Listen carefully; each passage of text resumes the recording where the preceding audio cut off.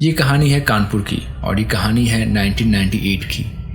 ये बात तब की है जब ये जो मेरा सब्सक्राइबर है जिनका नाम है मयंक उस समय क्लास 8 में थे और उनके मम्मी पापा कानपुर में ही शीशे के एक छोटे मोटे व्यापारी थे।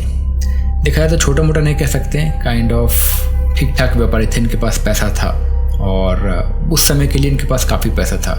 इनके पास एक अच्छी गाड़ी थी, इनके पास एक अच्छा घर था और बाकी सब ठीक था।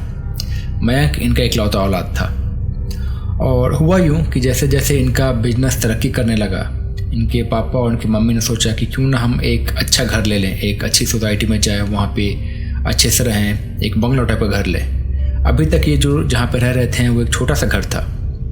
इन्होंने उस घर को बेच दिया और बेचने के बाद ये लोग एक अच्छी सी कॉलोनी में आ गए। कॉलोनी में बहुत सारे बंगलो थे और वहीं पे इन्होंने एक बंगलो खरीद लिया। ये बंगलो जिसका था वो विदेश चला गया था और उसका केयर टेकर वही सब सारे डील्स और सब कुछ देख रहा था और उसने इन्हें ये बंगलो काफ़ी कम दाम में दे दिया। पहले इनकी मम्मी को लगा कि कहीं कुछ गड़बड़ तो नहीं है, लेकिन फिर सब ठीक ठाक रहा तो इन्होंने बंगलो ले लिया। अब बंगलो लेने के बाद इनसे गलती ये हुई कि वहाँ पर जाके ये लोगों ने कुछ पूजा पाठ नहीं किया, कुछ ऐसा कुछ भी नहीं किया। ये लोग ट्रेडिशनल हिंदू नहीं थे तो इसलिए ये लोग हिंदू जैसा पूजा पाठ उन्होंने कुछ नहीं किया और इन्होंने अपने मजहब के हिसाब से, अपने धर्म के हिसाब से भी कुछ ऐसा पूजा पाठ नहीं किया। पर फिर भी वो लोग खुश थे, उन्हें एक अच्छा घर मिल गया था और वहाँ पे घर में अच्छी बात ये थी कि एक घर काफ़ी खुला सा था और घर के सामने थोड़ी सी जगह थी और वहाँ एक पेड़ था और कुछ खाली ज़मीन थी। मयंक के पापा खुश थे क्योंकि उस ज़मीन पे वो अपना सामान रख सकते थे, अपना माल रख सकते थे, जो कि शीशे का काम जो वो भी करते थे वो वहाँ पे रख सकते थे। मयंक खुश था क्योंकि उसके पास थोड़ी बहुत खेलने की जगह थी। हालांकि क्लास 8 में ही था वो, पर उसे कुछ कुछ चीज़ें समझ में आने लगी थी और वो थोड़ा बहुत बड़ा हो गया था। मयंक की मम्मी उसके पापा का हाथ बढ़ाती थी बिजनेस में और मोस्ट ऑफ द टाइम्स वो भी उनके साथ जाती थी उनके वेयर हाउस पे, शॉप पे। मयंक स्कूल जाता था और स्कूल के बाद आके अपने घर पे रहता था वहीं पे। इस घर के बारे में मैं आपको बता दूं कि इस घर में ख़ास बात ये थी कि इस घर में 2 फ्लोर्स थे और नीचे में सारे कमरे थे। एक हॉल था, 3 कमरे थे, वॉशरूम था, किचन था, 2 वॉशरूम थे और एक किचन था और उसके बाद छत था। छत पे इनके पास एक रूम था और वहाँ पे एक ओपन बालकनी टाइप का कुछ था और नीचे से ऊपर जाने के लिए सीढ़ियाँ थी। वो सीढ़ियाँ घर से बाहर थी, बाहर की ओर। सीढ़ियों के बगल में एक पुराना सा नीम का पेड़ था। पुराना सा इसलिए क्योंकि काफ़ी बड़ा था और शायद 20-25 साल पुराना पेड़ होगा ये, इसलिए काफ़ी बड़ा था और ये सीढ़ियों से करीब 5 या 10 फुट की दूरी पे ही था। जो ओपन बालकनी थी वहाँ पे मैं खेलता था कभी कभी और वहाँ से पूरा शहर भी दिखता था और नीम का पेड़ दिखता था, आगे में रोड दिखता था और ऐसे ही कुछ जंगल झाड़ और स्ट्रीट लाइट वगैरह वगैरह। ये लोग उस घर में शिफ्ट हो गए। शिफ्ट होने के बाद इन्होंने अपने दोस्तों को पार्टी दी, हाउस वार्मिंग पार्टी हुई, मस्ती मजाक हुआ और अच्छा सब कुछ अच्छा चल रहा था। इनका कारोबार सब सही चल रहा था। इनफैक्ट इस घर में आने के बाद मयंक के पापा और मम्मी का कारोबार बढ़ने लगा और इन्हें काफ़ी तरक्की मिल रही थी। इनका बिजनेस अच्छा चल रहा था, काफ़ी पैसे मिल रहे थे और सब कुछ अच्छा चल रहा था। इन्होंने एक और वेयर हाउस ले लिया सब सामान रखने के लिए और घर में तो जो भी कुछ था वो था ही। इन्होंने अपने घर में एक और नई गाड़ी ले ली और सब ठीक था। मयंक का भी परफॉर्मेंस काफ़ी अच्छा था। स्कूल में ये पढ़ाई में तेज़ था और खेलकूद में वगैरह में भी तेज़ था ये। इनकी अपनी पड़ोसियों से ज़्यादा बातचीत नहीं थी क्योंकि ज़्यादा लोग बाहर जाते नहीं थे और मयंक के मम्मी पापा नॉर्मल बिजनेस में ही रहते थे और मयंक स्कूल में ही रहता था। पर जैसे जैसे समय बीता इनकी अपने आस पड़ोस के लोगों से थोड़ी बहुत बातचीत होनी शुरू हो गई और कॉलोनी के मोहल्ले के बाकी लोगों से भी ये लोग घुलने मिलने लगे। इन्होंने एक नौकर रखा जो नौकर घर की साफ़ सफाई करता था, सुबह से लेकर शाम तक खाना वगैरह बनाता था, मयंक का ख्याल रखता था और ऐसा ही कुछ कुछ। कॉलोनी के 2-3 घर छोड़ के एक और घर था जो कि मयंक का क्लासमेट का घर था इत्तेफाक से, और उसके पापा और मयंक के पापा इनकी बीच का जो रिलेशनशिप था वो कुछ खास अच्छा नहीं था। ये लोग काइंड ऑफ कॉम्पिटिटर थे, तो उतने अच्छे भी नहीं थे और इतना ज़्यादा स्ट्रिक्ट कॉम्पिटिशन में नहीं था। बट हाँ, मार्केट में पता था कि ये दोनों एक दूसरे के कॉम्पिटिटर हैं। पर फिर भी मयंक की और उसके जो दोस्त था उसकी बातचीत हो रही थी और ये लोग खेलते भी थे कभी कभी साथ में। मयंक इस घर में काफ़ी खुश था। खुश इसलिए था वो क्योंकि इसके पास अपना एक कमरा था। जो ओपन बालकनी के पास जो कमरा था, मयंक ने उस कमरे को अपना बना लिया था और उसी में वो अपना कुछ सामान, कुछ खेलने का सामान, कुछ अपनी किताबें, कुछ पोस्टर्स वगैरह रखता था। और उसके लिए अच्छा भी था और खुश भी था, क्योंकि वो क्लास 8 में था और काइंड ऑफ टीन था और उसे अच्छा लग रहा था वहाँ पे टाइम स्पेंड करना। उस समय किसी भी एक बच्चे के लिए एक अपना कमरा होना बड़ी बात थी। नॉर्मली 1998 में किसी भी परिवार में एक बच्चे के लिए अपना कमरा होना बड़ी बात है, इसलिए मयंक काफ़ी खुश था वहाँ पे। होता ये था कि मयंक नॉर्मली शाम को खाना खाता था अपने पेरेंट्स के साथ, और खाना खाने के बाद वो सीढ़ी से ऊपर चला जाता था अपने कमरे में। वहाँ पे जाके कुछ खेलता कूदता, कुछ टाइम पास करता, कुछ अपना पढ़ाई करता। उसके बाद करीब 10-11 बजे वो वापस नीचे आ जाता और अपना पढ़ाई करता और फिर सो जाता। उसके मम्मी पापा को भी ज़्यादा दिक्कत नहीं थी, क्योंकि उनका जो घर था वो कंपाउंड से घेरा हुआ था और सामने बड़ा सा गेट था, तो उन्हें पता था कि घर सेफ़ है और ऐसा कुछ इशू है नहीं, तो इसलिए वो लोग भी ज़्यादा माइंड नहीं करते थे। मयंक डेली जाता उस कमरे में, खाना पीना खाता, खेलता, वापस आता और अपने नीचे वाले कमरे में सो जाता। कभी कभी वो उसकी नींद लग जाती तो ऊपर वाले कमरे में भी सो जाता, और कभी तो मयंक के पापा उसको उठा के लेकर नीचे आ जाते हैं, लेकिन कभी कभी वो लोग रहने देते उसको वहीं पे। अभी तक सब कुछ सही चल रहा था, पर अचानक से कुछ दिनों के बाद मयंक को ऐसा लगने लगा कि जब वो पढ़ाई करता तो उसके कमरे के बाहर से कोई पास होता। पहले तो उसने 1-2 बार इग्नोर किया, पर फिर जब उसने ध्यान दिया तब उसे समझ में आया कि हाँ, कोई तो उसके कमरे के पास से बाहर निकल गया है। और उसने फिर भी उस बात को इग्नोर कर दिया और अपना पढ़ाई करने लगा। पढ़ते पढ़ते करीब 10-11 बज गए। 11 बजे के आसपास उसे ऐसा रियलाइज़ हुआ जैसे बाहर से कुछ आवाज़ आ रही है, और आवाज़ किसी, ऐसा लग रहा था जैसे कि कोई चिड़िया बोल रही है। पहले उसे लगा कि हो सकता है कि नीम के पेड़ से कोई चिड़िया बोल रही है, पर थोड़ी देर बाद उस चिड़िया की आवाज़ तेज़ होने लगी और कुछ ही देर बाद वो आवाज़ बहुत ज़्यादा तेज़ हो गई। मयंक बाहर आया तो उसने देखा कि वहाँ पर कोई चिड़िया नहीं है। अब इसे ये बात थोड़ी और लगी, पर टाइम हो गया था तो वो अपना बुक लेके नीचे चला गया और वैसे ही जाके सो गया। नेक्स्ट दिन फिर से वो यहाँ पे आया कमरे पे और फिर से वो पढ़ाई करने लगा।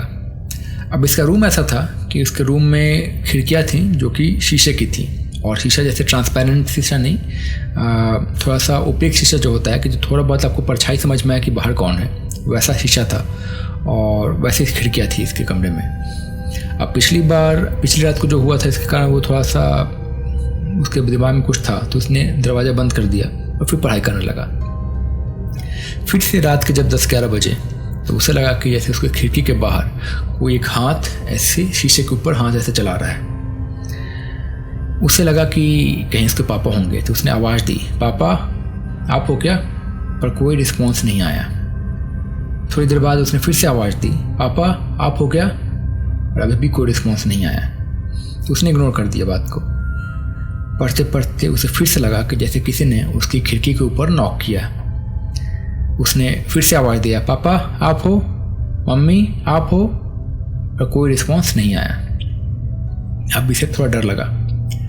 5 मिनट के बाद उसने दरवाज़ा खोला और बाहर देखा तो बाहर कोई नहीं था। इसे काफ़ी डर लगा। अब ये चुपचाप नीचे चला गया। 2-4 दिन ऐसे ही गए विदाउट एनी प्रॉब्लम। पर फिर क्या हुआ, एक दिन ये लोग खाना पीना खा लिए थे और खाने के बाद अपने रूम में चले गए थे सोने के लिए। सोने के बाद इसकी मम्मी बाहर आई हॉल में, उन्हें शायद पानी लेना था ऐसा कुछ। तो उन्होंने देखा कि जहाँ पे उनका फ़िल्टर था वो वहाँ पे पानी ले रही थी। तो उन्हें ऐसे रियलाइज़ हुआ कि जैसे फ़िल्टर के अपोजिट एंड में, मतलब कि हॉल के एंड में जहाँ पे मेन डोर है, वहाँ पे एक परछाई दिखी उन्हें। इन्होंने लाइट ऑन की तो वहाँ पे कुछ भी नहीं था। तो इन्हें लगा कि शायद इनका वहम है, पर फिर भी मन में बात रह गई। रात के 2-2:30 बजे उन्हें एक आवाज़ सुनाई दी। आवाज़ कुछ ऐसी थी कि जैसे हॉल में कोई चल के जा रहा है इधर से उधर। इन्होंने लाइट जलाया और हॉल में जाके देखा तो कोई नहीं था। इन्होंने सुबह अपने पति को ये सब बात बताई। उन्होंने इस बात को इग्नोर कर दिया, बोल के कि शायद तुम्हारा वहम होगा, ऐसा कुछ नहीं होगा। अब क्या हुआ, उस दिन कुछ नहीं हुआ। नेक्स्ट रात को वापस मयंक नीचे से खाना खा के ऊपर जाने लगा। जब ये नीचे से खाना खा के ऊपर जा रहा था और ये सीढ़ियों से ऊपर जा रहा था, अब जैसे मैंने बताया कि सीढ़ियाँ इसके घर के बाहर थी, तो जब ये सीढ़ियाँ चढ़ रहा था और चढ़ते चढ़ते इसे वो नीम का पेड़ दिखाई दे रहा था। जब ये सीढ़ी के ऊपर जा रहा था और उसकी नज़र अचानक से उस नीम के पेड़ के ऊपर पड़ी, और तब इसने देखा कि नीम के पेड़ के ऊपर एक परछाई घुटनों को अपनी छाती से सटा के बैठी हुई है। इससे बहुत ज़्यादा डर लगा और ये मम्मी मम्मी चिल्लाते हुए नीचे आ गया। नीचे आने के बाद इसने अपनी मम्मी को बताया कि ऐसा ऐसा है। इसने अपने पापा को भी बताया। ये सब ऊपर आए और देखा इन्होंने कि ऊपर में कुछ ऐसा था नहीं, नीम के पेड़ के ऊपर भी कुछ भी नहीं था। पर यहाँ से ये थी शुरुआत। अब इसके बाद उनके घर में अचानक से कुछ भी टूट जाता, कुछ सड़न की बदबू आती और रात को ऐसा फील होता जैसे कुछ जल के जा रहा है, कोई ऐसे आवाज़ें आ रही हैं, कोई रो रहा है, ऐसे बहुत सारी आवाज़ें आने लगी। फाइनली इन्होंने अपने घर में पूजा कराई और पूजा कराने के बाद भी कुछ ज़्यादा फ़र्क नहीं पड़ा। 2-4 दिन सब ठीक रहा, पर उसके बाद फिर से वही एक्टिविटीज़, वही आवाज़ें और वही सारी हरकतें। मयंक की मम्मी को रात को कोई ना कोई हॉल में खड़े हुए दिखाई देता। 1-2 बार उसके पापा ने भी ये चीज़ नोटिस की। पूरा का पूरा घर काफ़ी डर गया था। इनके बिजनेस में भी इन्हें लॉस होने लगा। मयंक का जो परफॉर्मेंस था वो भी स्कूल में बहुत डाउन होने लगा। और होता भी क्यों नहीं, ऐसी चीज़ें जब घर में चलेंगी तो फिर कैसे सब कुछ सही रहेगा। किसी ने इन्हें बताया कि शायद वो घर आपको सूट नहीं कर रहा है, शायद वो घर आपके लिए अशुभ है, तो क्यों ना आप वो घर छोड़ के दूसरे घर में चले जाओ। आपके पास तो पैसे हैं ही, वो घर बेच दो। अगर थोड़ा लॉस में भी जा रहा है तो भी वो घर बेच दो और बेच के दूसरे घर में चले जाओ। मयंक के पापा मम्मी ने इस बात पर सोचा और फाइनली उन्होंने डिसाइड किया कि हाँ, शायद ये घर में सूट नहीं कर रहा। तो उन्होंने पूरा का पूरा प्लान बना लिया उस घर को बेचने के लिए और डील ऑलमोस्ट डन हो गई। घर से निकलने से पहले ये लोग अपना सामान शिफ्ट कर रहे थे। अब हुआ यूँ कि इनका जो सामान था, तो इसमें मयंक के पापा का जो वेयर हाउस का सामान था, कुछ कांच और ऐसी ग्लास की जो चीज़ें थी वो छत पे रखी हुई थी। जब ये लोग छत पे से वो सब उतार रहे थे तो जो लास्ट कांच का टुकड़ा था, उसके बाद इन्होंने देखा कि उसके नीचे कुछ सामान रखा हुआ था जो आमतौर पे टोटकों में यूज़ किया जाता है, जैसे नींबू, एक लाल कपड़ा, एक पिन, ऐसे कुछ चीज़ें रखी हुई थी। ये देखने के बाद मयंक के पापा को समझ में आ गया कि शायद किसी ने काला जादू ऐसा कुछ किया है, पर ये कौन कर सकता था। तब उन्हें ये रियलाइज़ हुआ कि उनका जो नौकर था वो पिछले 1 महीनों से छुट्टी पे गया है अपने गांव, ये बोल के कि उसकी पत्नी की तबीयत वहाँ पे बहुत ख़राब है। तो हो ना हो शायद ये काम उसने किया था और जब से ये सब कुछ शुरू होने वाला था उससे पहले उसने छुट्टी ले ली। पर उसने ऐसा क्यों किया ये कभी क्लियर हुआ नहीं। फाइनली मयंक के जो पापा थे उन्होंने एक तांत्रिक को बुलाया और बुलाने के बाद उन्होंने ये सब कुछ दिखाया। फिर उसने कुछ झाड़ फूँक किया वहाँ पे। उसके बाद एक और पूजा हुई जहाँ पे सब कुछ अच्छे से उस मोटिव से और उन सब चीज़ों को ध्यान रखते हुए ये सारी पूजा हुई और तब जाके वो घर ठीक हुआ। उसके बाद उन्हें ऐसा कुछ फील नहीं हुआ और उसके बाद मयंक के पापा को जो बिजनेस में लॉस हो रहा था वो भी सब ठीक हो गया। मयंक का जो परफॉर्मेंस है वो भी ठीक हो गया और उसके बाद ऐसा कुछ भी सुपरनैचुरल उन्हें फेस करने को नहीं मिला। मयंक उसके बाद करीब 2-4 महीने तक उस ऊपर वाले रूम में पढ़ने नहीं गया, लेकिन उसके बाद फिर से जैसे जैसे टाइम बीतता गया उसे फिर से थोड़ा कॉन्फिडेंस आया और उसके बाद फिर से वो ऊपर वाले कमरे में पढ़ने लगा और इस तरह से वापस से सब कुछ ठीक हो गया उनके लिए। इससे हमें ये सीखने को मिलता है कि अगर हम किसी को नौकर रखते हैं तो थोड़ा बहुत जांच पड़ताल कर लें, वो ना हो ये सारी चीज़ें होती हैं और इन्हें हमें रिस्पेक्ट देना चाहिए और इन सब चीज़ों से थोड़ा बच के भी रहना चाहिए और ध्यान रखना चाहिए कि कहीं कुछ ऐसा हमारे साथ तो नहीं हो रहा है। अगर हमारे साथ अचानक से ऐसे कुछ हरकतें होने लगी, अचानक से हमारा परफॉर्मेंस गिरने लगा या फिर कुछ गड़बड़ होने लगा अचानक से, जहाँ कि हमें पता है कि बाकी सारी चीज़ें ठीक हैं, उसके बाद भी सब कुछ गलत होने लगा, तो हो सकता है कि हमें थोड़ा बहुत और भी चीज़ों को कंसिडर करना चाहिए। तो आई होप आपको ये कहानी पसंद आई होगी। अगर आपको ये कहानी पसंद आई है तो प्लीज़ इसे लाइक कीजिए, इस चैनल को सब्सक्राइब कर लीजिए ऐसी और कहानियों के लिए। मैं जल्द ही मिलता हूँ एक और नई कहानी के साथ। तब तक के लिए बाय बाय, अपना ख्याल रखिए।